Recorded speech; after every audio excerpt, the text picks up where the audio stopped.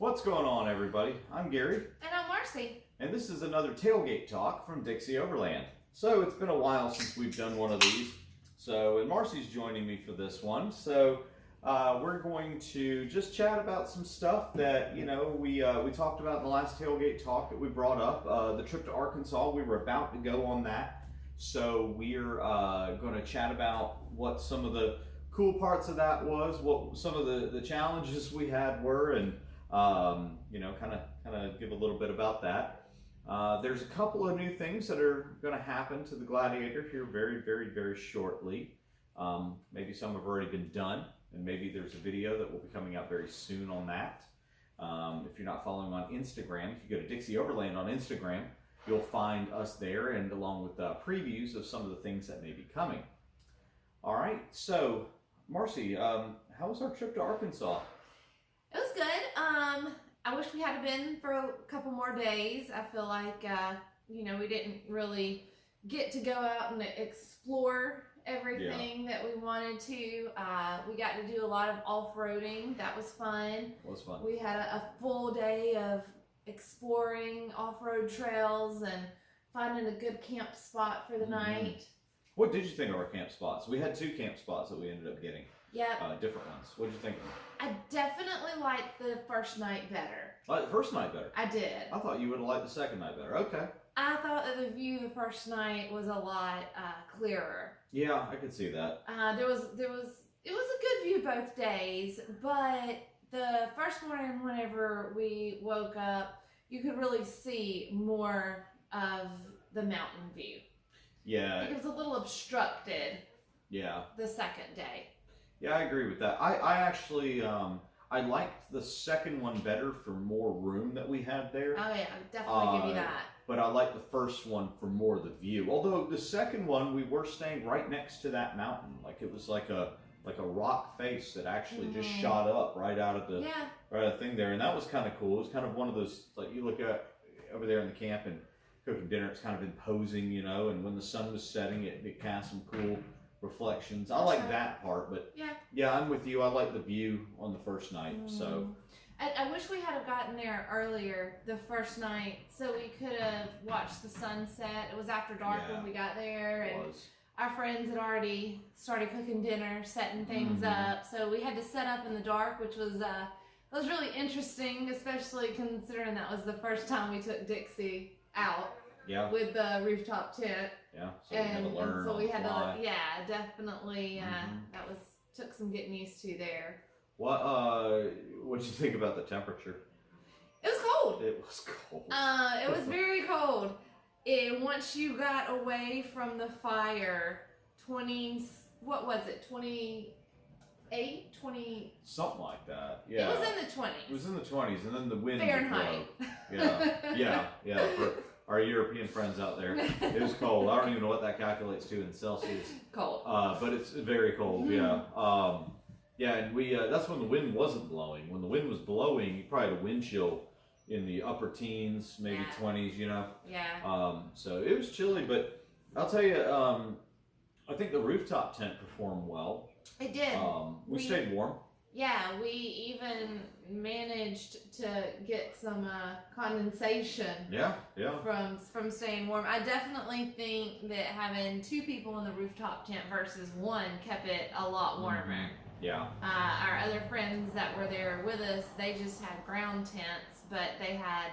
Did they both have a buddy heater? Yeah, they both had buddy heaters. Yeah. They both had buddy heaters. Now, I'm really, really reluctant about putting a buddy heater in our tent just because I've heard stories about in the middle of the night, if you kick it, even though it has that fall-over feature, I mean, let's say you move your blanket slightly and it catches the edge of that fabric and it catches a flame, then, that's going to be an interesting situation. Well, so I also think that we proved that we don't necessarily need one. Right. I don't plan on camping any colder than what we were in Arkansas. She says that now. We're going to go back to this video. Oh, goodness. We're knee deep in snow. Yeah.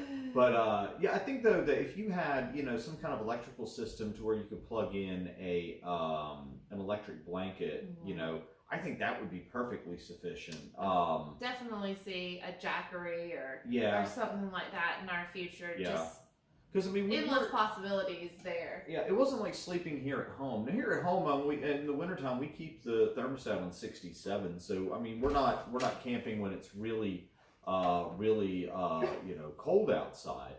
Or I'm sorry, we're not camping. I'm sorry, I got distracted. We're not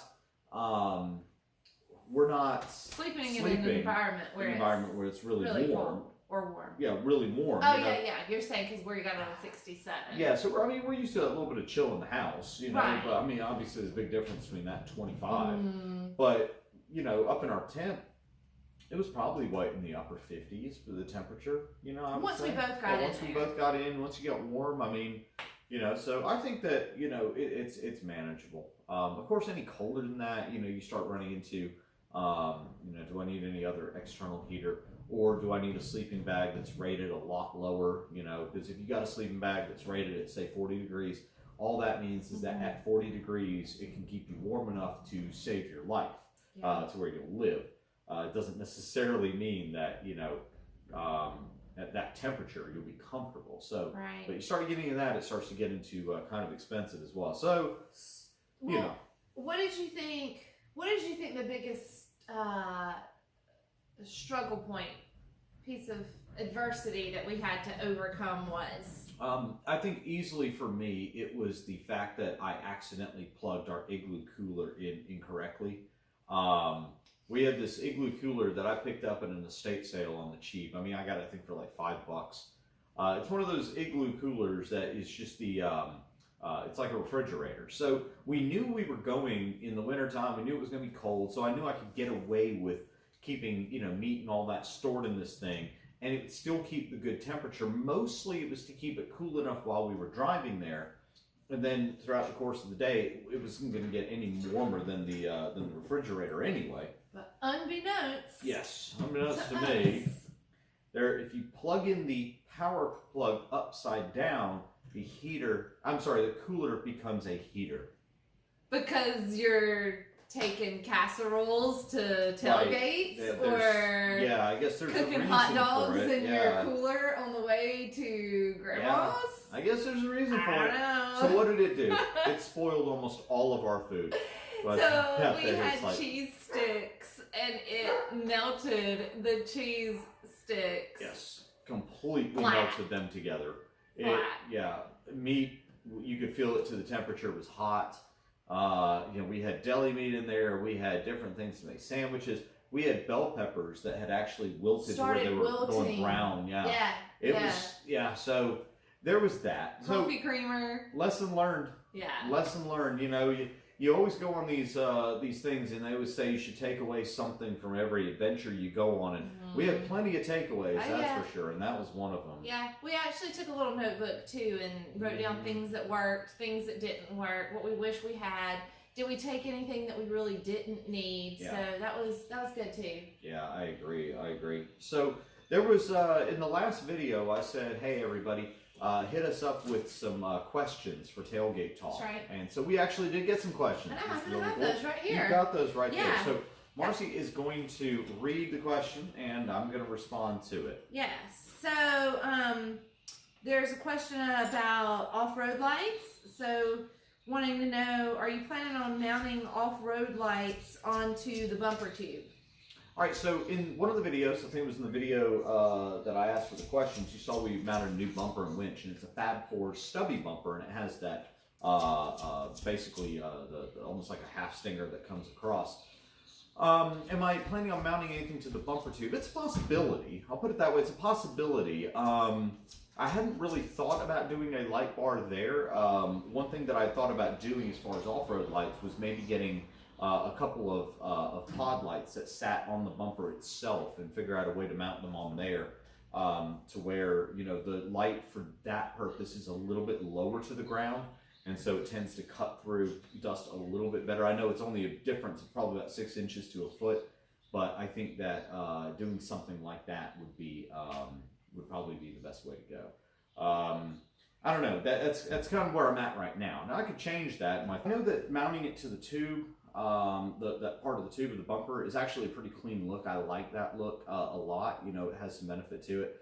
The only thing I'm apprehensive about is the fact that if we were to hit something with that front bumper, you know, that tube part, it kind of compromises the light as well. So I don't really want to do that as far as that goes, but it's definitely something that I'll look into a little bit more.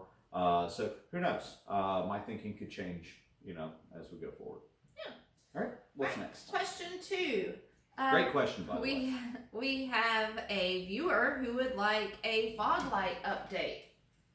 All right. So in the winch and bumper mount video, I had one fog light that was not working, and it always goes that way. I think I even said in the video, isn't it so frustrating when you get that one fog light that doesn't work, or that one electrical thing that just for some reason you can't get it going.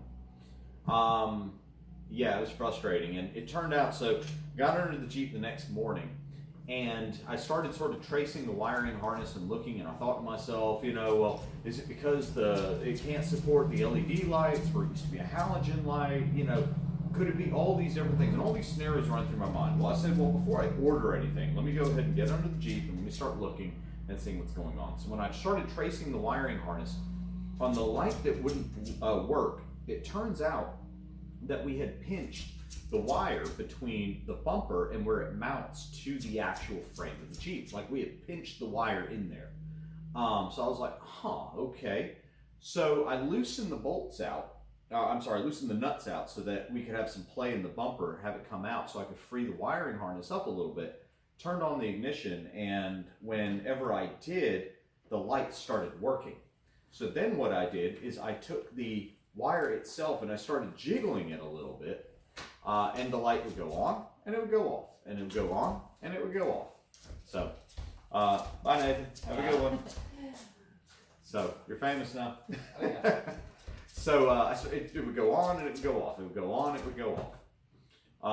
So I was like, okay, there's something wrong with the wire. So in looking at the wire further, what had happened was we had crushed that wire. And I mean, the two wires that are inside of it, we had crushed them. And so I had to basically do a repair on the wire, snip it, recrimp it, rewrap it, and then tucked it in and all that. Everything's working amazingly now, so it's all good. Awesome. Good question. Yeah. Yeah. Thank God for that. Thank God for cheap fixes. So. And third question. What's the third question? After Nathan starts his truck up to leave. Yeah. So yeah, this is. I mean, I can't go live because we don't have enough subscribers to do this live. So bump my subscriber count. Maybe I can take out some of this auto noise sometime. But so we're just we're recording, and this is one take. I want to try to get this in one take as much as possible. All right. So last question was about wheels and tires. What wheels and tires are we planning to mount? Well, kind of gave a little bit of a teaser on the Instagram page. You saw TerraFlex boxes on there. And if you were really astute at looking at tread patterns on tires, you'd know that those were the treads of Milestar Patagonia MTs. So what we did is we bought a set of TerraFlex Nomad wheels in 17 inches, and then put them on a set of 35 by 1250 by 17 Milestar Patagonia MTs. Why go 35? Why not go 33? I'll tell you, I wrestled with that for, days. Well, yeah, maybe weeks. Yeah, I'd go back and forth, and I justified myself and say, you know what, I've just run 33s, and if we decide to go bigger, we can always go bigger. And then I said to myself, well, eventually we'll decide to go bigger. So let's just go big now. Go big or go home, right? That's what they say down here in South. Go big or go home. Well, the thing is that the 35s, once we got them mounted on, and there's another video coming, so I'll show you. Once we got them mounted on, really set the look off. Mm-hmm. And now I can't even imagine that I was considering 33s. Yeah. 33 is what you see on like a stock Rubicon Gladiator, which 33s work great for people, whatever your purpose is. No one's knocking tire sizes here or anything like that. Right. For me, the way I wanted the vehicle to look aesthetically, as well as the performance, the clearance, and all that, 35s at the end of the day was the only answer that we could come up with, the only justification I could. Mm-hmm. So, and we got them at a good price. So we did get them mounted and balanced on. I mean, this tailgate is a lot higher up in the air than what it was. But I think that aesthetically it looks fantastic. Yep. So, all right. Well, I think that about wraps it up, unless you have anything else from Arkansas or anything else that you think we're going to do to Dixie here. Maybe next time we can do a food review. Yeah, I love food. Yeah, you can tell. How we cooked. Yeah, that's actually how we cleaned. That's actually a really good one. Yeah, I think we'll save that for episode 3. But that's a really good one. Yeah. Because there's a lot of questions I'm sure that surround that. Oh, for sure. So. All right, but if you have any specific questions, drop them down in the comments below. Hit the subscribe button if you haven't already. Hit the bell to get notifications when new videos come out. And we look forward to seeing you guys down the road.